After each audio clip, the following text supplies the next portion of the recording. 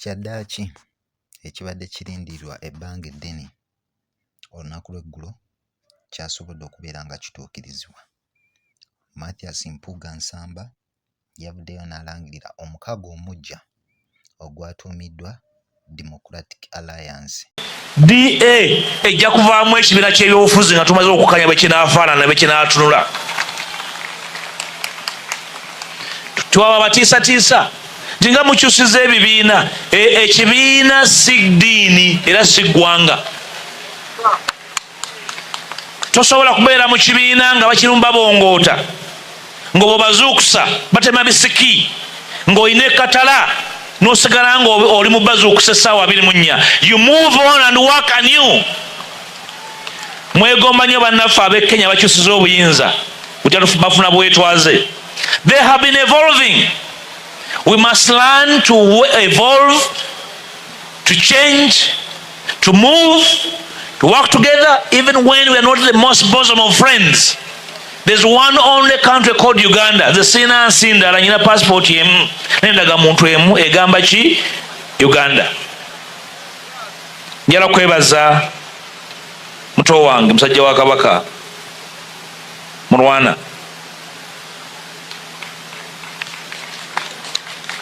Katonda yakuwa ekitone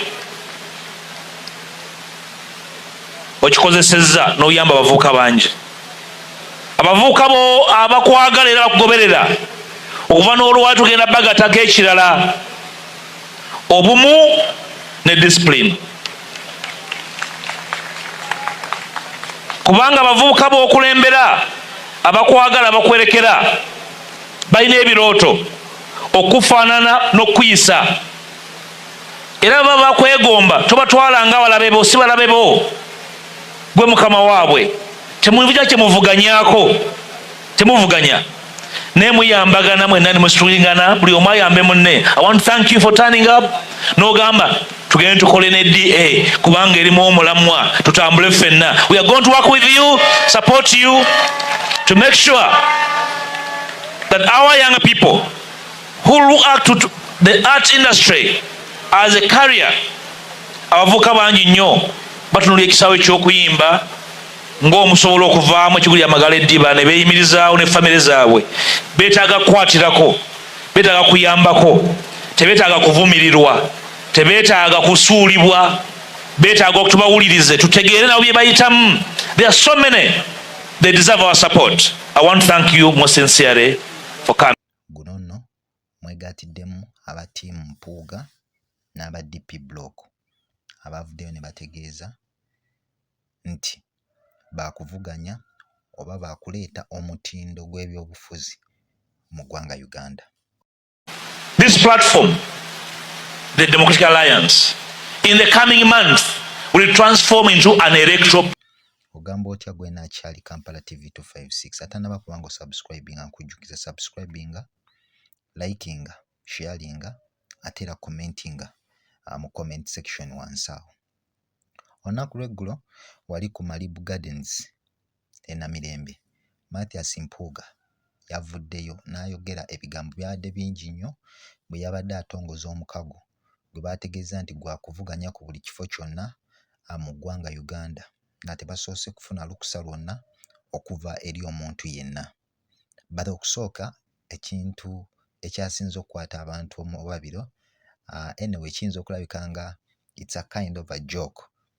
Omuyimbi Patrick Mulwana Alien Skin we yasoose n'avaayo n'ategeeza ngenda kusaba gw'osooka omwerabira awo. Nabba akasimu ene mukulu wange yabbayo ebitaano mbu. Mathias Mpuuga yavuddeyo n'ategeeza nti President Museveni yakamala mu bufuzi emyaka 4. Ye Mpuuga ali mu myaka 49. Anyway, bw'otunuulira Mathias Mpuuga to me mbadde ndowooza is above 49 years. Naye yavuddeyo n'ategeeza nti alina emyaka 49. Kino kitegeeza nti kimukwasa ennaku okulaba ku myaka gye 49 ng'akyayita buyisi bannayuganda okujja okwegatta okulaba nga bafuna obukulembeze obw'amazima ate era obutambulira ku mulamwa. but Mathias Mpuuga bw'osooka n'omutunuulira mu political career ye ey'ebyobufuzi ayingira mu parliament y'eggwanga Uganda mu 2011 kitegeeza okuva 2011 okutuuka 2024 right now gibeera emyaka 19 ekitegeeza nti bw'amalako ekisanja kye ekijja Mpuuga agenda kubeera mu myaka igenda kubeera emyaka 20 nga mubaka wa parliament. Kati mwami Mpuuga bw'avaayo n'ategeeza nti ebbanga oba emyaka gino 4 ekibiina kya National Unity Platform gye kyakatondebwawo kyongedde okuzza emabega ebyobufuzi mu ggwanga Uganda. Kati ojja n'obuuza nti kale gino woogijjako emyaka 4 emyaka 15 nga y'omukulembeze oba abadde mu parliament ki kyabadde akoze. Olunaku lw'eggulo Mathias Mpuuga yavuddeyo n'ategeeza nti ekibiina kya National Unity Platform nga kyo ekikulembera ebibiina ebivuganya mu gavumenti kyebase olw'ensonga nti Kano Dr. Kizza Besigye ali mu kkomera. But ffenna atuze tukiraba abawagizi b'ekibiina kya National Unity Platform abamu bakajja bateebwe abamu mu makomera bakyaliyo ebbanga lyonna basibiddwa. Ddi woolabye ekibiina kya FDC bwe kibadde kivaayo oba ekya PFF bwe kivaayo ne kigamba nti tewakyaddawo kukola kintu kyonna olw'ensonga nti abawagizi ba National Unity Platform baakwatibwa ate era bali mu makomera. Kino kizze kyogerwako bwogerwa wabula babadde tebavaayo kukiteeka mu nkola. Wabula ojja kujjukira emabegaawo Robert Kyagulanyi Ssentamu Principal ng'ali wamu ne Secretary General David Louis Rubongoya n'abakulembeze abalala ba National Unity Platform bakyaddeko mu kkomera Luzira enfunda eziwerera ddala nga bagezaako okukebera ku Dr. Kizza Besigye kw'oteeka n'okulaba ngeri ki gy'asobola okubeera ng'ayambibwa wadde ffenna tukimanyi nti bajja kukoma kulambula kwokka obusobozi tebabulina. General Museveni obwo obusobozi yabulina obulagira Besigye ateebwe oba tateebwa kubanga olaba ne lawyer Martha Karuma Besigye gwe yabadde awadde okulemberamu ttiimu y'abalooya be n'okutuusa essaawa ya leero tannaba kuweebwa bbaluwa emukkiriza okukolera emirimu gye mu ggwanga Uganda. Kati era n'ekyo toyinza kisitula n'okiteeka ku kibiina ekikulembera oludda oluvuganya gavumenti. Mathias Mpuuga yayongedde n'avaayo n'ategeeza nti naye takkaanya na Robert Kyagulanyi olw'ensonga y'ebisiyaga. But from the first day ebbago lino lyakubibwa mu parliament y'eggwanga Uganda era ne tulaba ababaka b'ekibiina kya National Unity Platform baavaayo ne balivumirira. Era akulira oludda oluwabula gavumenti emabegaawo Joel Ssenyonyi yavaayo waliwo omubaka yavaayo n'alumba speaker wa parliament y'eggwanga Uganda. Actually omubaka yali Masho something erinnya linvuddeko mu mutwe.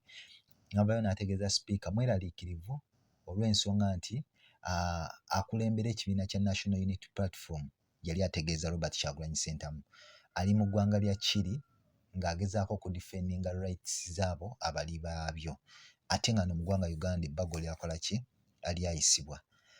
Joel Ssenyonyi yali brief bwe yavaayo n'amutegeeza nti ebbago we lyayita oba we lyali liwakanyizibwa wano mu parliament ababaka ababiri abaagaana okuliwagira bakibiina kya National Resistance Movement NRM si baaludda luwabula gavumenti era kino nakyo kyewuunyisizza nnyo okubanga kivudde mu mukulembeze nga Mathias Mpuuga naddala alina kaliba bw'etyo.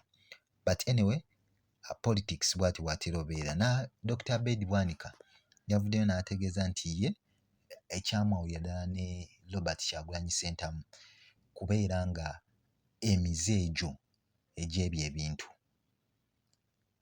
Naye olunaku lwabadde lwaggulo akwosa ggulo eyaliko akulira oludda oluwabula gavumenti Ogenga Latigo. To me, I think yakoze submission eyabadde ennungi. Bwe yavuddeyo n'agamba nti bino byonna Mathias Mpuuga Nsamba abikola olw'okuswala okungi olwa ssente ze baamulagira okuzzaayo ze yafuna obukadde 5 era kino ne Alien Skin yakikoonyeeko nga ye bwe yabba akasimu ate mukulu we naye bwe yabbayo ki 5 nti to me ne ndowooza ya Ogenga Latigo okuvaayo n'ategeeza Mathias Mpuuga nti singa wakwata ensimbi ze baali bagambye n'ozizzaayo n'oddayo n'olikonsayiringa n'obukulembeze bw'ekibiina kyo n'oddayo ne weetondera eri obuwangwa mw'ova nje kitwala nti Obuganda n'abantu ba Buganda kw'oteeka n'enzikiriza gy'ovaamu ku luno nga y'ekikatuliki. Singa Mathias Mpuuga erinnya lyo lyalongooka dda naye bino byonna oli mu kubikolera mu kuswala okwereere. Nze nno nsuubira era ndi musanyufu ku lwa omukago guno omujja ogwakoleddwa. We gunaavaayo nagwo ne gugezaako National Unity Platform weetakutte nagwo gukwatewoko ne PFF ekwatewoko ne FDC ekwatewoko. Nsuubira nti struggle esobola okutambula mangu ne tutalema kutunuulira muntu omu. Emabega awo nalabye omukyala eyavuddeyo n'agamba Kyagulanyi yatugamba tubimulekere affe tudde ebbali naye kati tugenda mu myaka 4 omusajja gwe yawa omwezi okubanga amugye mu ntebe nakati akyalimu. Kyasawuninze weird era kyanyumidde n'enseka busesi ne ngamba nti oli bwakusaba omuyambeko what did you do? Kiki kye wakola? You just sat back n'osirika n'otunula butunuzi nga tolina kyokozeewo. Bw'avaayo n'agamba tuveeyo tulabise ebikolwa ebikyamu ebikolebwa gwe ng'odda mabega ng'otuula. At this point ng'ovaayo ng'ogamba yatugamba tumuwe omwezi kati tugenda mu myaka 4. Omulimu gwe nga yagukoze. Bw'ogenda ebweru w'eggwanga ezimu ku system zikwatiddwamu lwa nsonga nti agezaako okweexposinga oyo gw'alaba omulaba eri ebweru w'eggwanga. But bw'otuuka wano kyannaku ate mmwe abalaga nti mutambula naye mubeera mumuliira mabega.